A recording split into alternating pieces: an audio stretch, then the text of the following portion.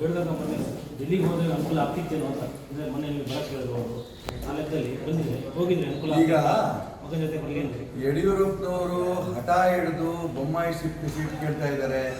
ಯಡಿಯೂರಪ್ಪನವರು ಹಠ ಹಿಡಿದು ಶೋಭಾ ಕರಂದ್ಲಾಜೆಗೆ ಸೀಟ್ ಕೇಳ್ತಾ ಇದ್ದಾರೆ ಅಂತ ಟಿವಿಗಳಲ್ಲಿ ಬಂದಿತ್ತು. ಶೋಭಾ ಕರಂದ್ಲಾಜೆ ಡೆಲ್ಲಿಗೆ ಹೋಗಲಿಲ್ಲ. ಹಾಗಾಗಿ ಅವರು ಹಠ ಹಿಡಿದು ಬೊಮ್ಮಾಯಿಗೂ ಮತ್ತು ಶೋಭಾ ಕರಂದ್ಲಾಜೆ ಟಿಕೆಟ್ ಕೊಡಿಸಿರ್ಬೇಕಾದ್ರೆ ಅವ್ರು ಹಠ ಹಿಡಿದು ನನ್ನ ಮಗ ಕಾಂತೇಶ್ ಯಾಕೆ ಟಿಕೆಟ್ ಕೊಡಿಸ್ಲಿಲ್ಲ, ಅವ್ರಿಗೆ ಯಾಕೆ ಆಸಕ್ತಿ ಬರಲಿಲ್ಲ, ನನಗಂತೂ ಗೊತ್ತಿಲ್ಲ.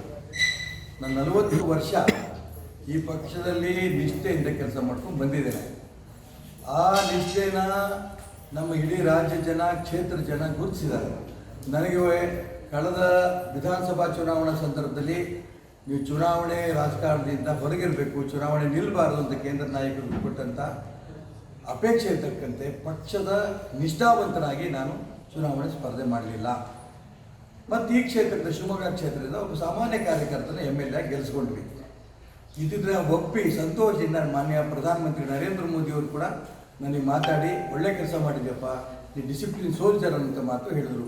ಅನೇಕ ಹಿರಿಯರು ಕೂಡ ನಮ್ಮ ಮನೆಗೆ ಬಂದು ಹೇಳ್ಬಿಟ್ಟು ಹೋಗಿದ್ರು, ನಿಮಗೆ ಮುಂದೆ ಭವಿಷ್ಯ ಇದೆ, ನಿನಗೂ ಭವಿಷ್ಯ ಇದೆ ಮತ್ತು ಕಾಂತೇಶಗೂ ಭವಿಷ್ಯ ಇದೆ ಅಂತ ಮಾತುಗಳು ಹೇಳ್ಬಿಟ್ಟು ಹೋಗಿದ್ರು. ಬೆಂಗಳೂರಿನಿಂದ ಮಂಗಳೂರುವರೆಗೆ, ಬೀದರ್ನಿಂದ ಚಾಮರಾಜನಗರದವರೆಗೆ ನಿಮ್ಮ ಸುದ್ದಿ ನಿಮ್ಮದೇ ಭಾಷೆಯಲ್ಲಿ ಕರ್ನಾಟಕ ತಕ್.